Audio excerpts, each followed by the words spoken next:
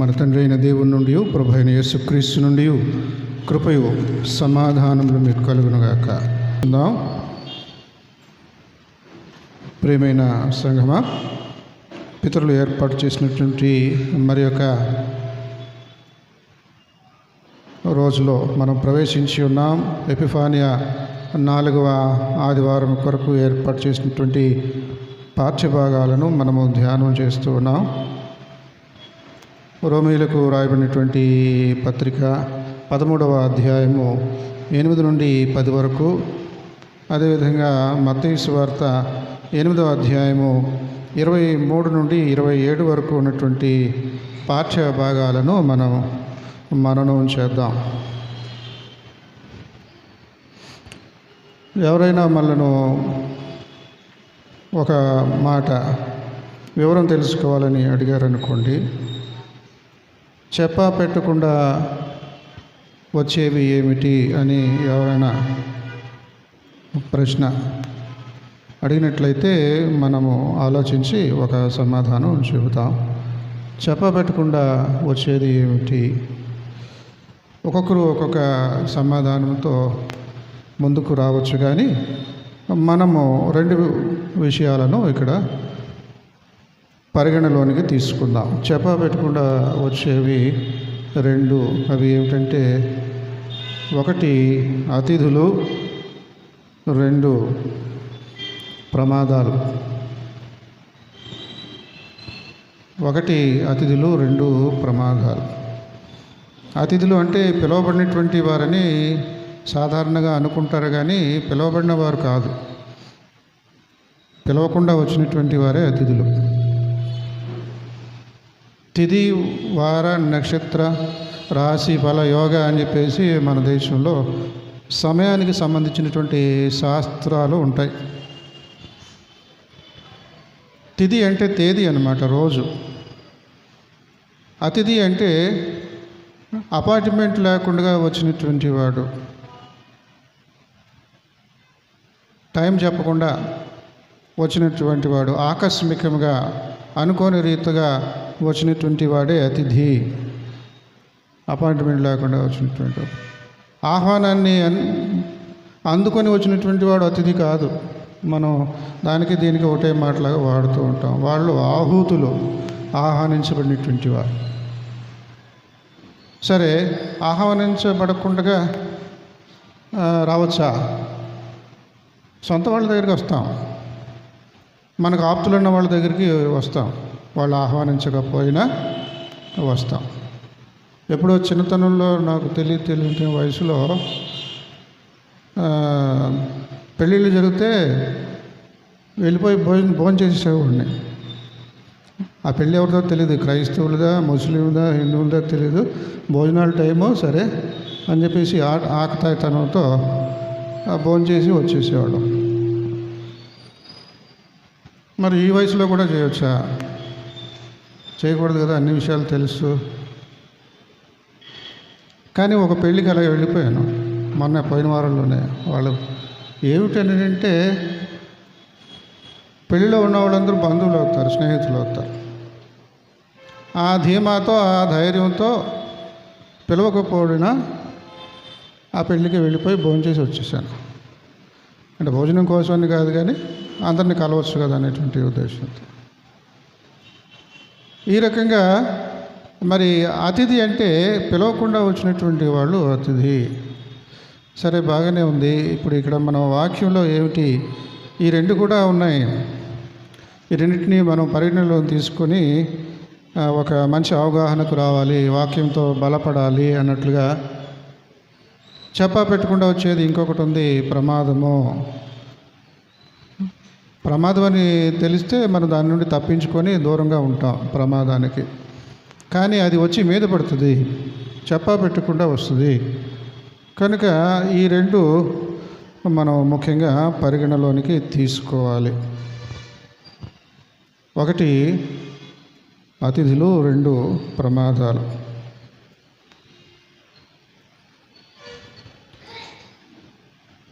రోమాపత్రిక రాస్తూ పౌలు భక్తుడు అనేక విషయాలు తెలియజేస్తూ చెప్పినటువంటి మాటల్లో 13వ అధ్యాయము 8 నుండి 10 వరకు ఉన్నటువంటి మాటల్ని పితరులు మనకు అందించారు.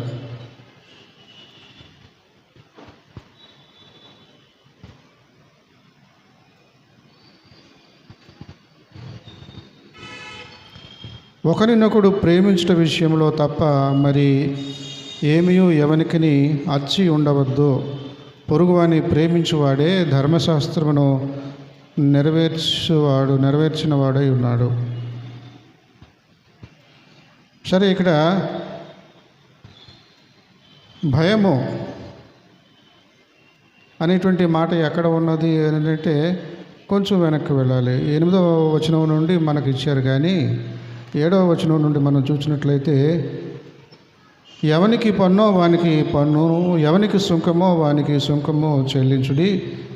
ఎవని ఎడ భయపడకుండా వాళ్ళు ఉండవలనో వాని ఎడల భయం ఉండవలనో వాని ఎడల భయమును, ఎవని ఎడల సన్మానము ఉండవలనో వాని ఎడల సన్మానమును కలిగి ఉండుడి.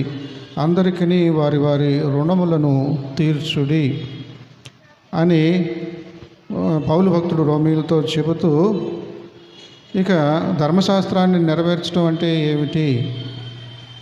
యేసుక్రీస్తు ప్రభువారు చెప్పినట్లుగా నిన్ను వలె నీ పొరుగువాన్ని ప్రేమించడమే కదా ధర్మశాస్త్రాన్ని నెరవేర్చటం అని ఇక్కడ ఈ మాటలు మనం చూస్తాం. చదువుకున్నటువంటి సువార్త పాఠ్యభాగంలో గమనించినట్లయితే అక్కడ ఒక సన్నివేశం జరిగింది, ఒక ప్రమాదం ముంచుకొచ్చింది. మత్తయి సువార్త 8వ అధ్యాయము 23 నుండి 27 వరకు ఉన్నటువంటి మాటలు.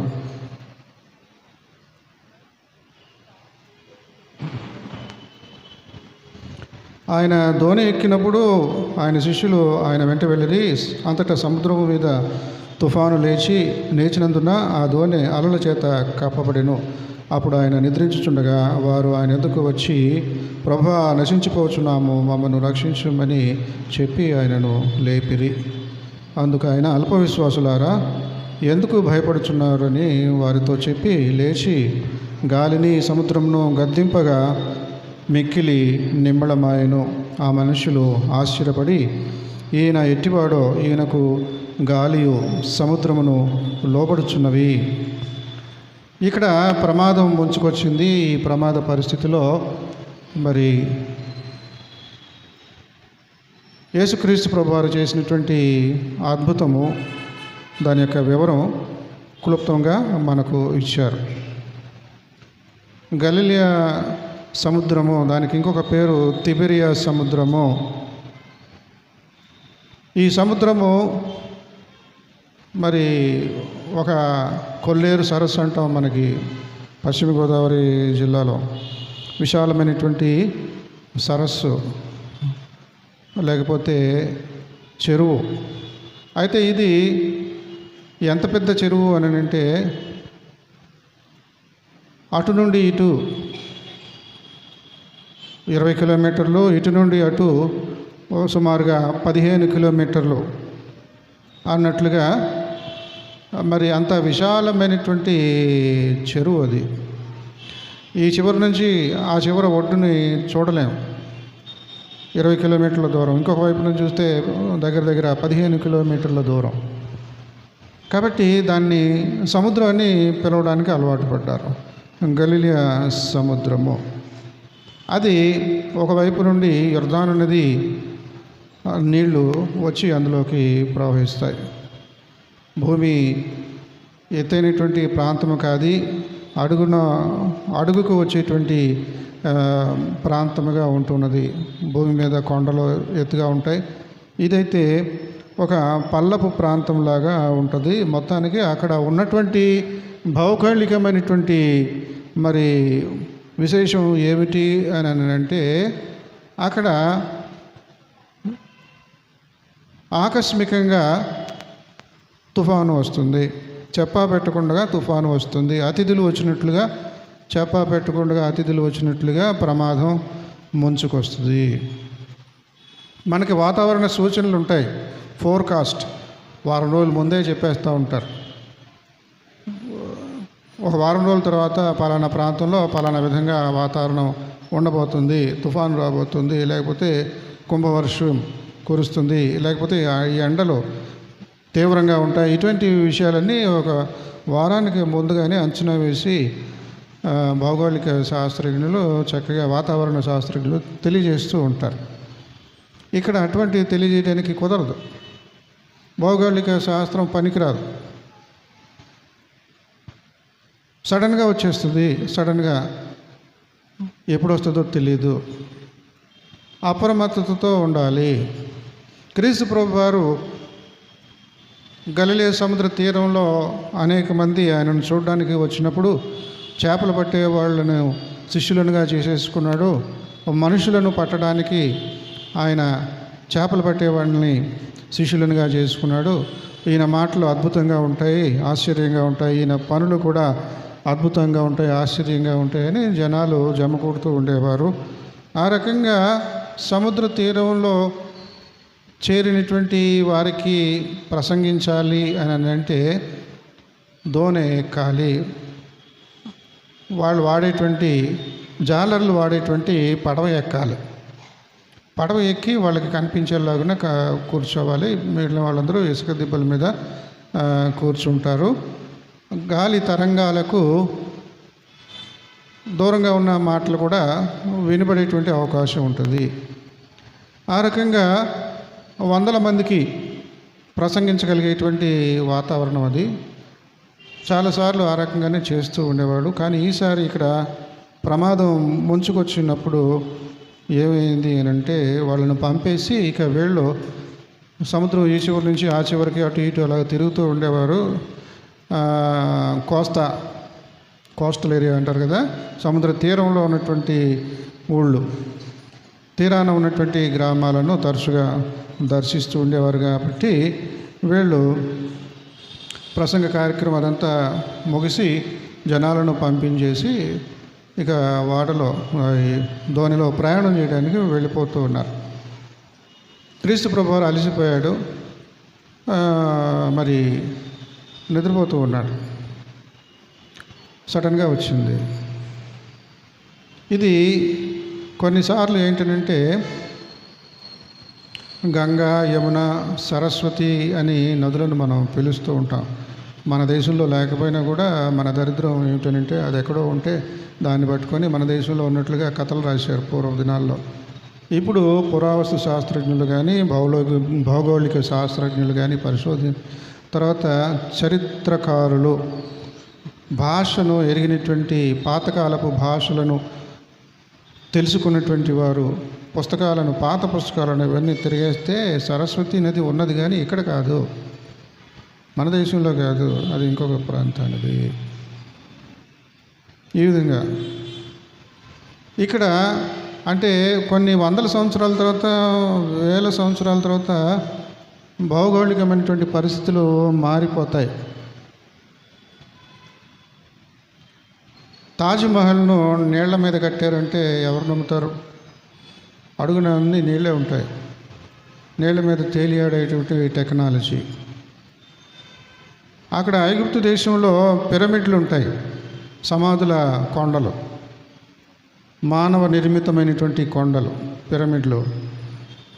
అక్కడ చుట్టూ ఎక్కడ కూడా కొన్ని కిలోమీటర్ల వరకు చెట్లు చేమలు కనబడవు, ఇసుక మాత్రమే కనబడుతుంది. మరి ఇంత బృహత్తరమైనటువంటి మహత్తరమైనటువంటి కట్టడాన్ని ఎలా కట్టగలిగారు అంటే ఆ రోజుల్లో భౌగోళికమైనటువంటి పరిస్థితులు తారుమారు అయిపోయినాయి. ఇప్పుడు అవి లేవు. ఆ రోజుల్లో కాలువలు అక్కడ దాకా తవ్వించుకొని కాలువల ఏర్పాట్లలో కాలువల మీదుగా ఈ పెద్ద పెద్ద రాళ్ళు తరలించబడేవి. ఇలాంటివన్నీ కూడా ఈ రోజుల్లో ఒక్కొక్కటిగా తెలుసుకుంటున్నటువంటి వాస్తవాలు. భౌగోళికమైనటువంటి పరిస్థితులు మారుతూ ఉంటాయి.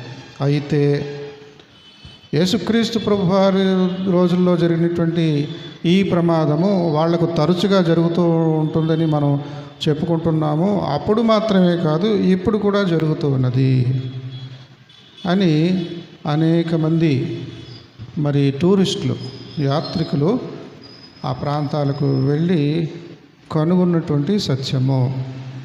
చెప్పా పెట్టకుండా ప్రమాదము ముంచుకొస్తుంది, తుఫాను వస్తుంది. తుఫాను వచ్చినప్పుడు ఆ పరిస్థితి ఎలా ఉంటుందో మీకు తెలుసు కదా. గాలి తుఫాను, ఒక ప్రక్కన వర్షపు నీళ్లు ఉంటాయి, ఇంకొక ప్రక్కన సుడిగాలి ఉంటుంది. ఆ సుడిగాలిలో చిక్కుకున్నట్లయితే ఎవరు ఎలా పోతారో తెలియదు. బరువైనటువంటి వస్తువులు ఎవరి మీద ఎలా పడతాయో తెలీదు, ఎలా ఎగిరి మీద పడతాయో తెలియదు అన్నట్లుగా భయంకరమైనటువంటి పరిస్థితి. అది వాళ్లకు ఆనవాయితీ. ఏది చెప్పబెట్టకుండా తుఫాను వస్తుంది గలిలయ సముద్రంలో అనేది వాళ్ళకు తెలుసు, తెలియనిది పరిస్థితి. కానీ అలాగని చెప్పేసి ఎప్పుడో 100 రోజులకు ఒకసారి ఈ తుఫాను వస్తుంది కదని చెప్పేసి 99 రోజులు ఇంకా సముద్రం జోలికి, గలిలయ సముద్రం జోలికి వెళ్లకుండా, చేపలు పట్టకుండా, ప్రయాణాలు చేయకుండా ఉండలేరు కదా. అమెరికా వలస వెళ్ళిపోవాలి, అక్కడ బాగా బతకాలి, కానీ అర్హత లేదు.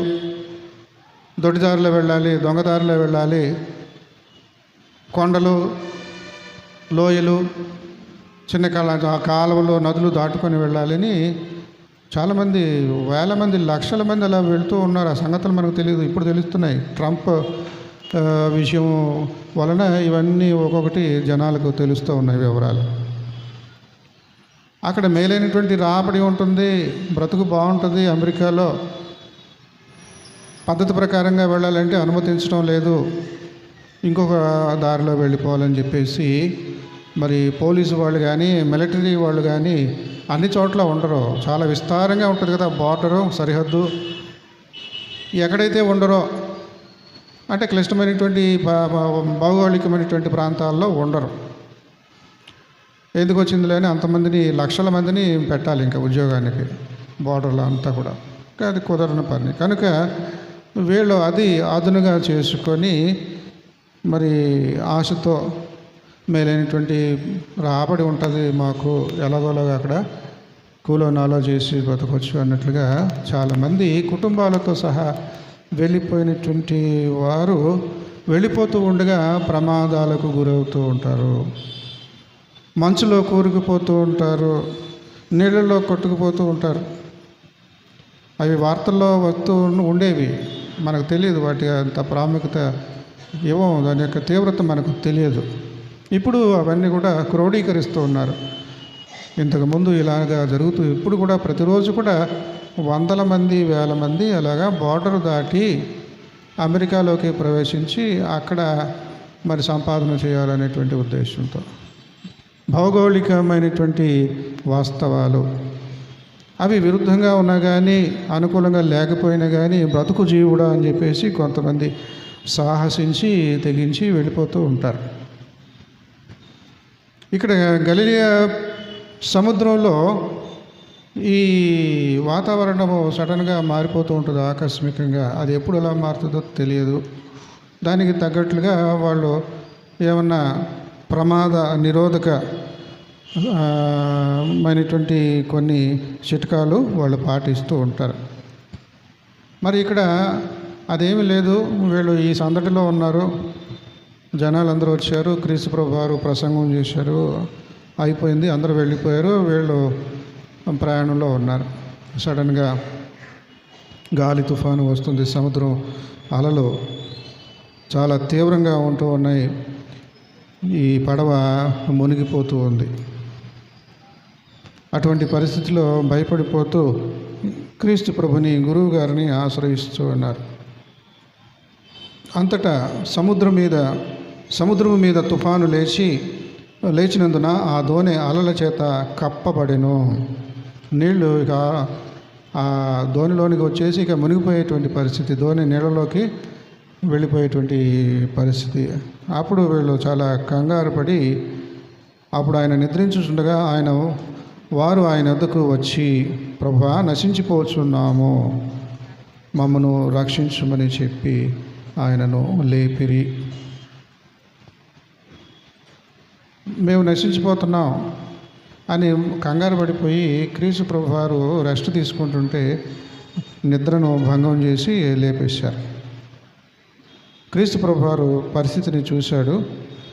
చూసి వీళ్ళకు పాఠం నేర్పాలి. ఏమిటి అంటే విశ్వాసం అనేటువంటి పాఠాన్ని నేర్పాలి.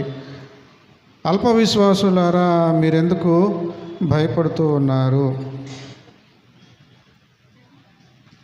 మన జీవితంలో కూడా అనేక సార్లు చెప్పా పెట్టకుండా ప్రమాదాలు ముంచుకు వస్తూ ఉంటాయి. చెప్పా పెట్టకుండా అతిథులు మనలను దర్శిస్తూ ఉంటారు. ఇక్కడ ప్రమాదం మనం చూసినట్లయితే క్రీస్తు ప్రభువారు ఆ ప్రమాద పరిస్థితిలో వాళ్లకు పాఠం నేర్పాలనేటువంటి విధంగా ఈ మాట అంటూ ఉన్నాడు. అల్ప విశ్వాసులారా, ఎందుకు భయపడుచున్నారని వారితో చెబుతూ ఉన్నాడు. కీర్తనల గ్రంథంలో యెహోవా దేవుణ్ణి కీర్తిస్తూ అనేక రకాలుగా ఆయన ఈ సృష్టిని శాసించగలిగినటువంటి వాడు, గాలిని సముద్రాన్ని కంట్రోల్ చేయగలిగేటువంటి వాడు అనేటువంటి విధంగా అనేకమైనటువంటి మాటలు మనం చూస్తాం. ఒకసారి మచ్చుకి కొన్ని రెఫరెన్స్లు చూద్దాం. చూడండి, కీర్తనల గ్రంథం నుండి 46వ కీర్తన 1వ వచనం నుండి 3వ వచనం వరకు. దేవుడే నాకాశ్రయంబు దివ్యమైన దుర్గము. ఆ పాట పాడేసుకున్నాం. ఇంకొక పాట ఏం పాడాము? 368. ఏమిటది పాట?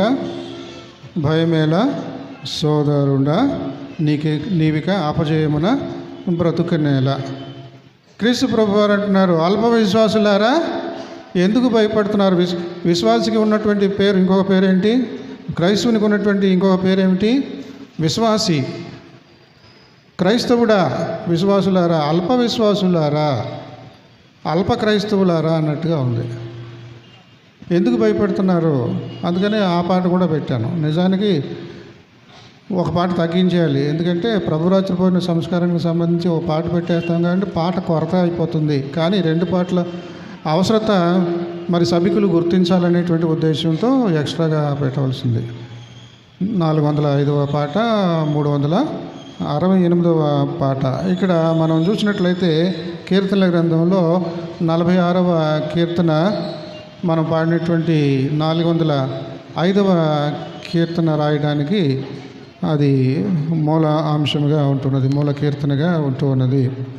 ఇంకా మనం చూసినట్లయితే 93వ కీర్తన 3-4 వచనాలు చూడండి.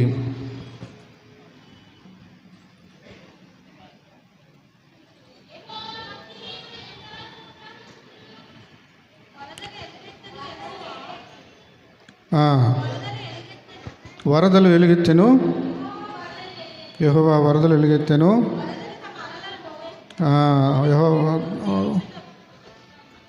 కాబట్టి ఇక్కడ గమనించవలసినటువంటిది ఏంటంటే, భక్తులు గమనించవలసినటువంటిది ఏంటంటే, యెహోవా బలిష్ఠుడు. అంటే అలల కంటే బలమైనటువంటి వాడు, సముద్రము కంటే బలమైనటువంటి వాడు యెహోవా దేవుడు. ఇక్కడ శిష్యులు నేర్చుకోవాలి, తమతో ఉన్నటువంటి వాడు ఆ యెహోవాయేనే. నేను అబ్రహాము కంటే ముందున్నటువంటి వాడును. అబ్రహాం కోసం మీరు చెబుతున్నారు, అబ్రహాం కంటే నేను ముందున్నానని క్రీస్తు ప్రభువారు తన చుట్టూ చేరిన వాళ్ళతో చెబుతూ ఉన్నాడు. ముందు ఉండగలిగినటువంటి ఎవరు? అది యెహోవా మాత్రమే. కాబట్టి యెహోవాగా ఉన్నటువంటి ఆ దేవుడు ఇప్పుడు యేసుక్రీస్తుగా వాళ్ళ మధ్య సంచరిస్తూ ఉన్నాడు. అది గ్రహించాలి, గుర్తించాలి, విశ్వసించాలి. ఈయనలో మహాత్మ్యం ఉన్నదనే అంతవరకు మాత్రమే వాళ్ళకు జ్ఞానం ఉన్నది. ప్రమాదం నుండి తప్పించగలడు అనేటువంటి జ్ఞానం మాత్రమే ఉన్నది. కానీ తమ వెంట ఉన్నటువంటి వాడు, అబ్రహాము కంటే ముందున్నటువంటి వాడు యెహోవా దేవుడు. కాబట్టి మరి పౌలు భక్తుడు మరి అనేక చోట్ల తెలియజేస్తాడు, ఆయన దేవుని యొక్క స్వరూపముగా మన మధ్య నివసించాడు అనేటువంటి మాట. కాబట్టి ఇక్కడ శిష్యులు భయపడకూడదు. క్రీస్తు ప్రభుని నమ్మినటువంటి వారుగా తమ విశ్వాసాన్ని బలపరుచుకోవాలి ఇటువంటి ప్రమాదకరమైనటువంటి పరిస్థితులలో. మనం కూడా మన జీవితాలలో ఆయా సందర్భాలలో ప్రమాదాలకు గురైనప్పుడు అది భౌతికమైనటువంటి ప్రమాదం కావచ్చు, మానసికమైనటువంటి ప్రమాదం కావచ్చు, ఆత్మీయమైనటువంటి ప్రమాదం కావచ్చు. మనము అలజడికి గురవుతూ ఉంటాం, భయపడుతూ ఉంటాం. కానీ క్రైస్తవులముగా మనము భయపడవలసినటువంటి పని లేదు. మనతో ఉన్నటువంటి వాడు మన సృష్టికర్త, బలిష్ఠుడు, భీకరుడు. భీకరుండో మా యెహోవా పీఠమెదుటన్ కూడరే. కాబట్టి ఆయన భీకరుడు. ఈ గాలి, ఈ సముద్రం అది కాదు. ఇవన్నీ కూడా ఆయన భీకరత్వం ముందు పనికిరావు. కాబట్టి ఆయనను తెలుసుకున్న బద్ధులమై ఉన్నాము, ఆయనను అనుసరించ బద్ధులమై ఉన్నాము. ఈ గాలిని, ఈ నీటిని చూసి ఎందుకు మేము భయపడతాం? వీటిని సృష్టించినటువంటి వాడు ఎవరు? హెబ్రీ పత్రిక 1వ అధ్యాయము 10 నుండి 12 వచనాలు ఒకసారి చూడండి.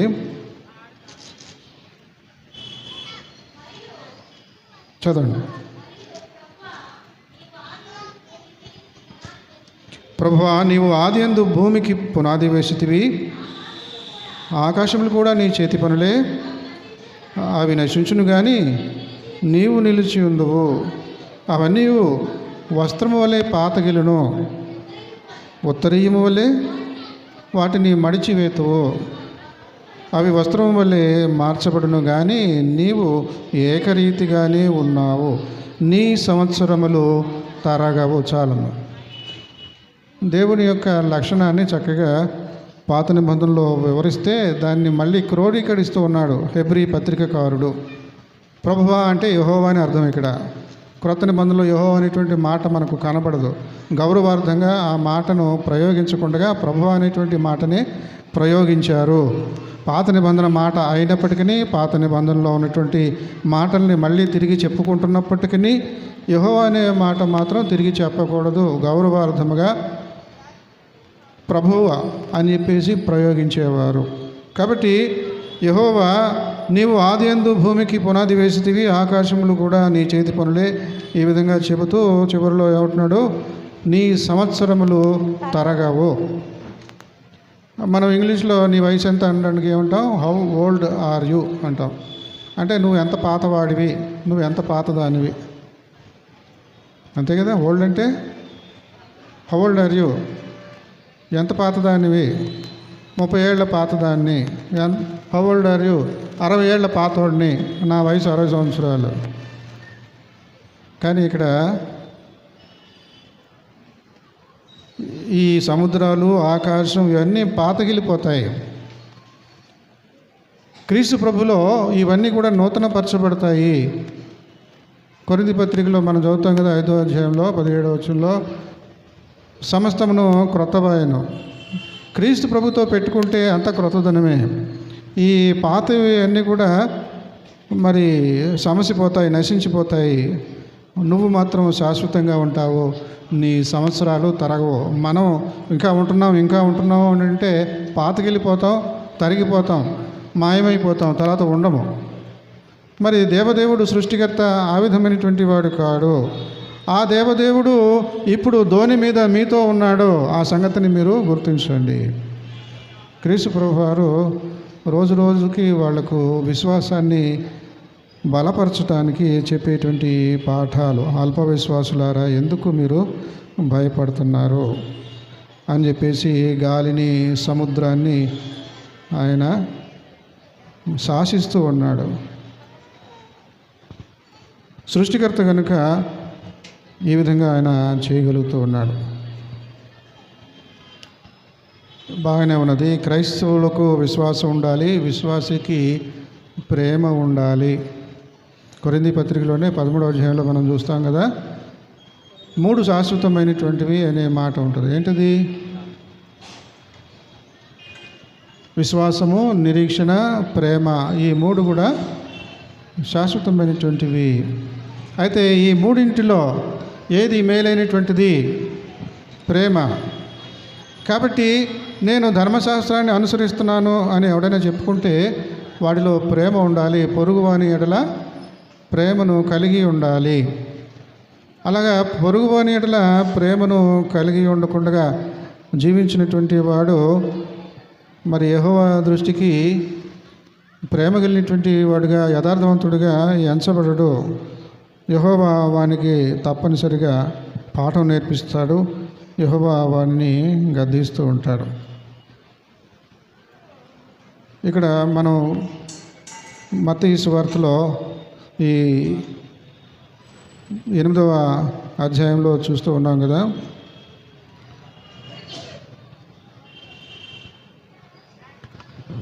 గాలిని సముద్రాన్ని ఆయన అణచివేసి వాళ్ళకి బుద్ధి చెప్తున్నటువంటి దానికి ముందు సందర్భంలో ఏం జరిగింది అని ఒకసారి మనం చూసినట్లయితే, క్రీస్తు ప్రభుని అనుసరించడానికి కొంతమంది ఇష్టపడేవాళ్ళు కనుక నేను నీకు శిష్యుడిని అవుతున్నావు, నన్ను అంగీకరించు అని చెప్పేసి కొంతమంది బయలుదేరుతూ ఉండేవారు, రిక్వెస్ట్ చేస్తూ ఉండేవారు.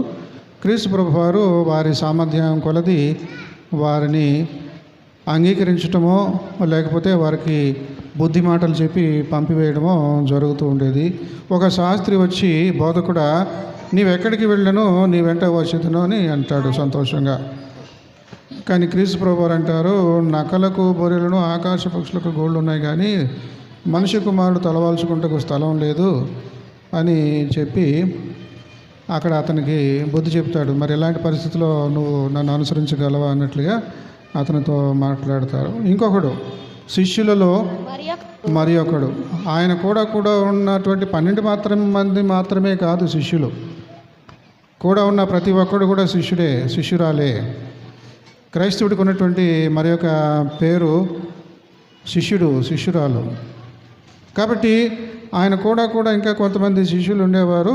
శిష్యులలో మరి ఒకడు అడుగుతున్నాడు, ప్రభువా నేను మొదట వెళ్ళి నా తండ్రిని పాతి పెట్టుటకు నాకు సెలవిమ్ము.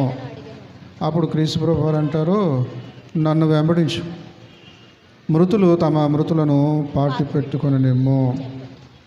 ఈ రకంగా క్రీస్తు ప్రభు వారు ఆ బుద్ధి మాటలు చెప్పి ఆ తర్వాత దోణి ఎక్కి ప్రయాణం అవుతున్నప్పుడు ఈ ప్రమాదం జరిగింది.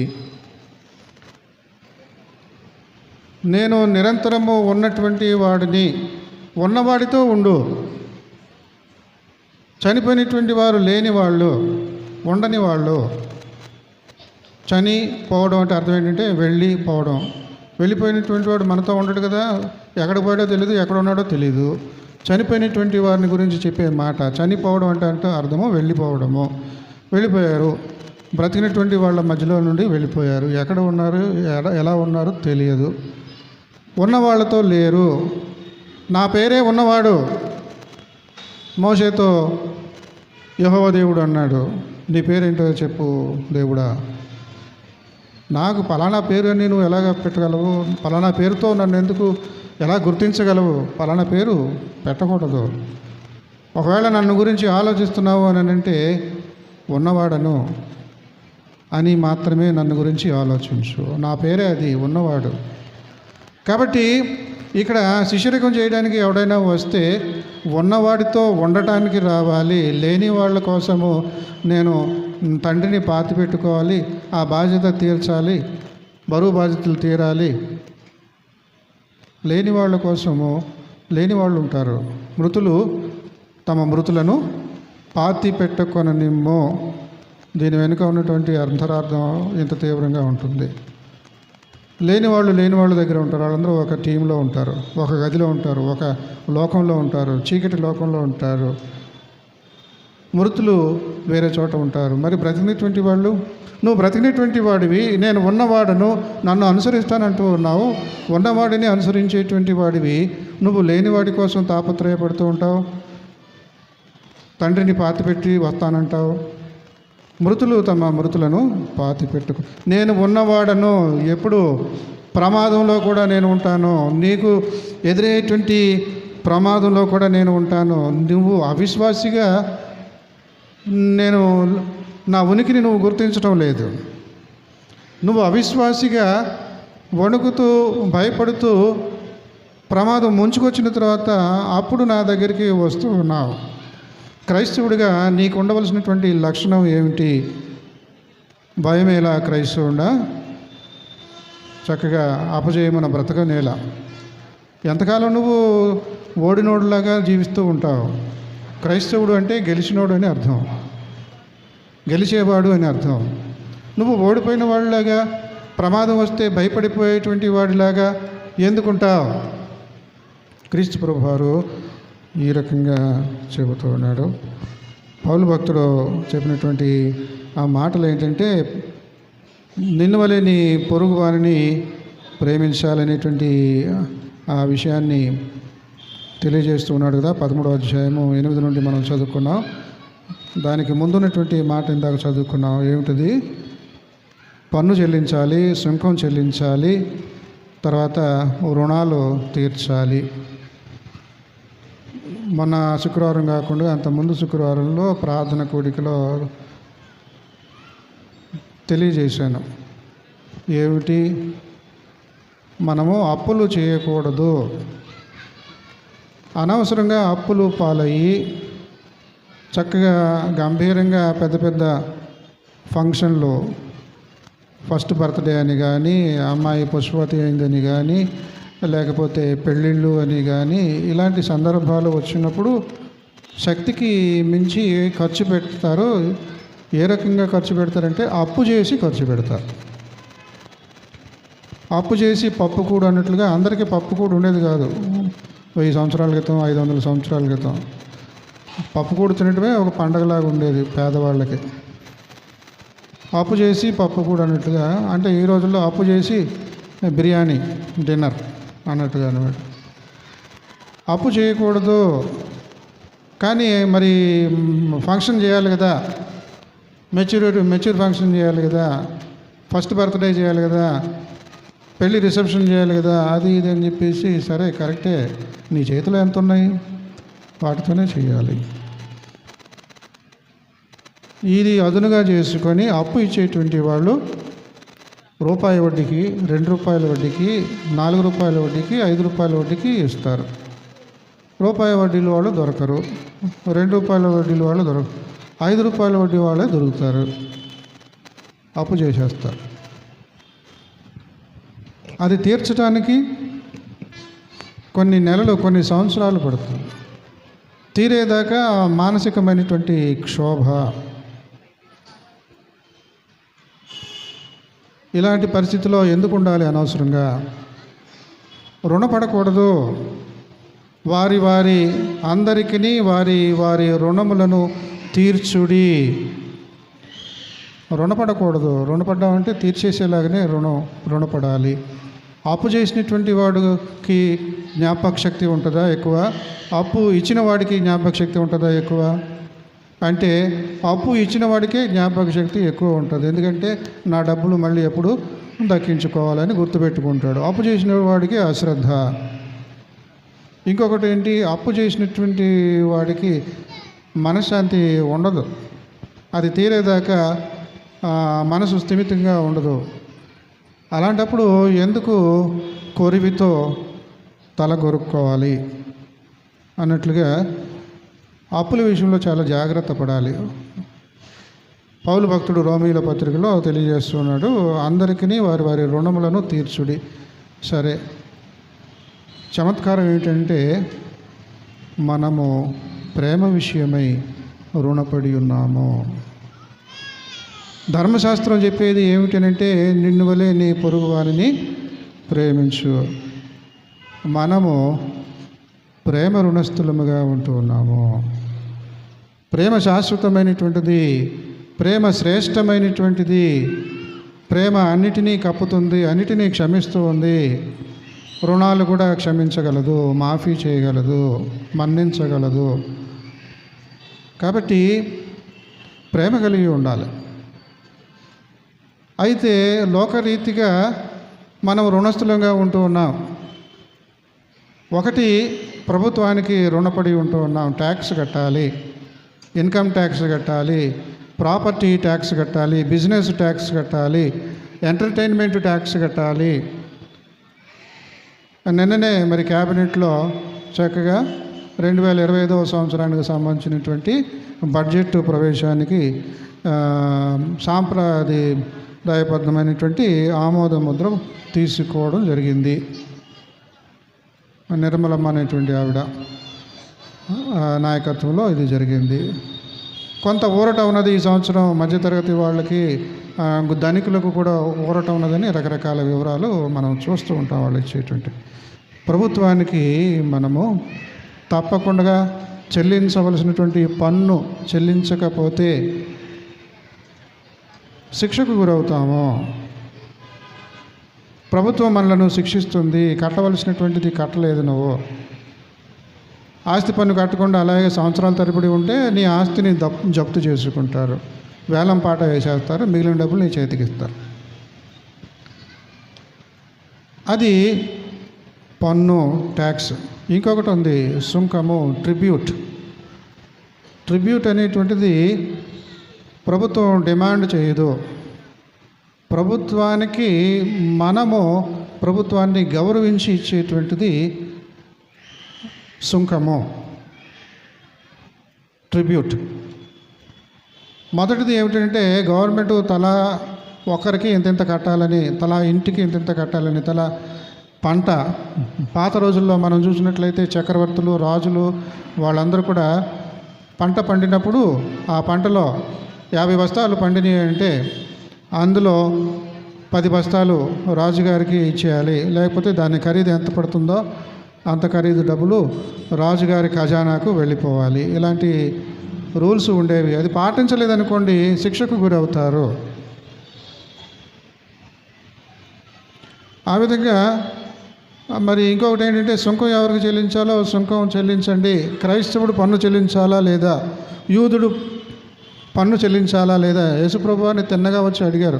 మనం ప్రత్యేకం కదండి, మనం ఎవరిని లెక్క చేయం కదండి, క్రైస్తవుడు అంటే ఇలా ఉండాలి, ఎలా ఉండాలి, ఇలా ఎవరిని లెక్క చేయకూడదు అన్నట్టుగా కొన్ని తప్పుడు అవగాహనలు ఉంటాయి. క్రీస్తు ప్రభు దగ్గరికి వచ్చి మెలికి పెడదామని చూశాడు. కైసరుకు పన్ను చెల్లించడం న్యాయమా కాదా? మనం యూదులేం కదా, ఎందుకు చెల్లించాలన్నట్లు అందరూ అంటూ ఉన్నారు. నువ్వేమంటావు? కైసరివి కైసరికి ఇచ్చేసేయాలి, దేవుడివి దేవుడికి ఇవ్వాలి. మీరు యెరూషలేము దేవాలయంలోనికి వచ్చేటప్పుడు కైసరు డబ్బులు డాలర్స్ లోపలికి తీసుకురాకూడదు. ఆసియా దేశంలో ఉన్నటువంటి వాళ్ళందరూ ఇక మీట డాలర్లు వాడకూడదు. మనం ఇంకొక రూపాయిని దానికి ఒక కొత్త పేరు పెట్టి ఆసియా దేశంలో వాళ్ళందరూ కూడా దానితో చెల్లుబాటు అయ్యేలా ఉండాలి. కానీ ప్రపంచంలో ఏ మూలకు వెళ్ళినా కూడా డాలరే అది పెట్టుకుంటే అన్ని చోట్ల చలామణి అయిపోతుంది. ఎందుకు చలామణి అవ్వకూడదు? యూరోప్ దేశంలో యూరోస్ అని ఆ రకంగానే ఒక 15-20 సంవత్సరాల క్రితం వాళ్ళ దేశాలన్నింటిలో కూడా చెల్లుబాటు అయ్యేలాగున వాళ్ళు ద్రవ్యపు రోక చేశారు. ఈ రకంగా ఉంటుంది ప్రపంచంలో ఉన్నటువంటి వ్యవహారం. యెరూషలేము దేవాలయంలో కైసరు బొమ్మతో ఉన్నటువంటి నాణ్యము ఆ హుండీలో పడకూడదు, గాంధీ బొమ్మతో ఉన్నటువంటి ఆ రూపాయి నోటు అందులో పడకూడదు అనేటువంటి సెంటిమెంట్. కాబట్టి గుడి బయటే మనీ ఎక్స్చేంజ్, అక్కడ ఒక బూత్ పెట్టుకొని మనీ ఎక్స్చేంజ్ అనమాట. 100 రూపాయలు కానుక వేయాలంటే అది కైసరు బొమ్మతో ఉన్నటువంటి కానుక, అది అక్కడ ఇచ్చేస్తే టోకెన్ ఇస్తారు. 100 రూపాయలకి ఇదిగో ఇంత టోకెను, గుడికి సంబంధించిన టోకెన్, ఆ టోకెన్ని అందులో వేయాలి, హుండీలో వేయాలి. వీడు తెలివిగా అడుగుతున్నాడు, ప్రభుత్వానికి పన్ను చెల్లించడం న్యాయమా కాదా? న్యాయమే. గుడి బయట కదా ప్రభుత్వము, గుడి బయట ప్రభుత్వాన్ని గుడి బయట చెల్లించే. కైసరివి కైసరికే, దేవుడివి దేవుడికే. కాబట్టి దొంగ వ్యవహారాలుగా దొంగగా ఆలోచిస్తూ ఉంటారు. దేవుడి పేరు చెప్పి దొంగ వేషాలు నేర్పిస్తూ ఉంటారు పాస్టర్లు కానీ ఎవరైనా కానీ సామాన్యులు కానీ. తప్పించుకు తిరిగేటువంటి దొంగ పనులు ఏది చేయాలో అది చేయాలి. ప్రభుత్వాన్ని గౌరవించాలి, రాజులను గౌరవించాలి, అధికారులను గౌరవించాలి, సన్మానించాలి. ఇక్కడ పౌలు అంటూ ఉన్నాడు కదా, ఎవరికి పన్ను చెల్లించాలో వాళ్ళకి పన్ను చెల్లించండి, ఎవరికి సుంకం ట్రిబ్యూట్ చెల్లించాలో అంటే నివాళి, ఎవరికి నివాళి చెల్లించాలో నివాళి అర్పించండి, ఎవరికి రుణాలి అని నేను అంటాను. రుణం అంటే ఎవరికి డబ్బులు కట్టాలో వాళ్ళకి డబ్బులు కట్టేయండి, ప్రభుత్వానికి డబ్బులు కట్టాలి, ట్యాక్స్ కట్టేయండి.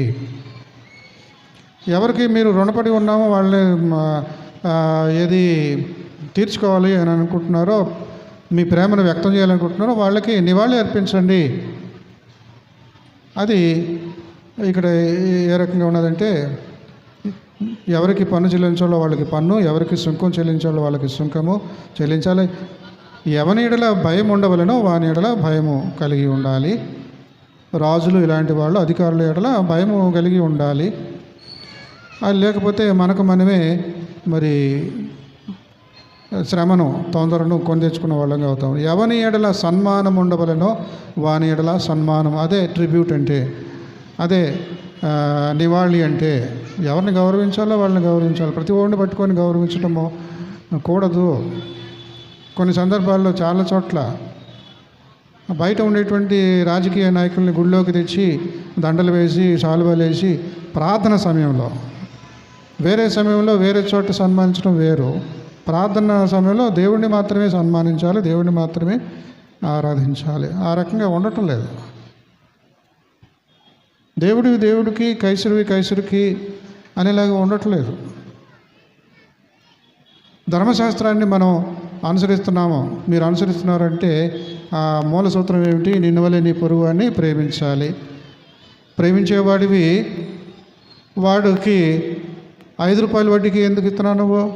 వాడు తిరిగి కట్టలేకపోతే వాడి వడ్డీ పేరుతోనే వాడు అడిగినటువంటి మొత్తానికి 4 రెట్లు సంపాదించేస్తున్నావు. ప్రేమ ఉంటే ఇలా చేయవు కదా. నీ పొరుగు వాడిని రుణస్థుడిని చేయవు కదా. ప్రతి 7 సంవత్సరాలకి రుణమాఫీ చేయమని రూల్ పెట్టాం కదా. విశ్రాంతి సంవత్సరము, సునాద సంవత్సరం ప్రతి 50 సంవత్సరాలకి పెట్టాం కదా రుణమాఫీ చేయాలి అని. దేవుడు వాళ్ళకి కొన్ని రూల్స్ పెట్టాడు ధర్మశాస్త్రము. ప్రతి 7వ సంవత్సరంలో అప్పుపడ్డ వాళ్ళ అప్పులు తీసేసేయండి, మానుకోవాలి, కొట్టేసేయాలి, అప్పులు కొట్టేసేయాలి. లేకపోతే 50 సంవత్సరాలకు ఒకసారి పూర్తిగా అసలు అప్పులు అనేటువంటివి ఊసే రాకూడదు. పలానా సంవత్సరంలో ఎంత అప్పు పడ్డావో, మొన్న ఎంత అప్పు తీసుకున్నావు, కుదరదు. ఆ 50వ సంవత్సరం సునాదము, మంచి సౌండ్, సునాదము మంచి సౌండ్, కొమ్ము ఊదటం అన్నమాట. జూబిలీ, యొబేల్ అనేటువంటి హెబ్రీ మాట నుండే ఇంగ్లీషు మాట జూబిలీ అనేటువంటి మాట వచ్చింది. అంటే కొమ్ము ఊదటము, సంతోషంగా కొమ్ము ఊదుతారు ప్రతి 50 సంవత్సరాలకి. అంటే అర్థం ఏంటంటే అప్పు తీసుకున్న వాడికి విడుదల వచ్చింది, వాడికి ఇక మీద ఈ శ్రమ ఉండదు, అప్పు తీర్చిన అవసరం లేదు. అంతలాగా పొరుగువాడిని ప్రేమించే బుద్ధి నీకు నాకు ఉన్నదా? ఎవరికైతే అప్పిచ్చావో వాడిని అప్పడకుండా మానేసే ఆ ప్రేమ నీకున్నదా? మన పిల్లలు తప్పు చేస్తే మనం క్షమిస్తాం, మన పిల్లలు ఖర్చు పెట్టేస్తే సరేలేను వదిలేస్తాం. మరి పొరుగువాడు కూడా అంతే కదా. నిన్ను వల్ల నీ పొరుగువాడిని ప్రేమించడం అనే మాటకు అర్థం అదే. కనుక పౌలు భక్తుడు రోమీలకు తెలియజేస్తూ ఉన్నాడు. ముఖ్యంగా ఏ విషయాన్ని మనం ఈ 2 పాఠాల నుండి నేర్చుకోవచ్చు అని అనుకున్నాం. మనకు చెప్పా పెట్టకుండా వచ్చేటువంటివి 2: 1 అతిథులు, 2 ప్రమాదాలు. అతిథులు వచ్చారు, చెప్పా పెట్టకుండా వచ్చారు అని ఎసటించుకుంటామా? కరువులో అధిక మాసం అనేటువంటి సామెతలాగా ఏంటి ఈ టైంలో వచ్చాడు, మధ్యరాత్రిలో వచ్చాడు.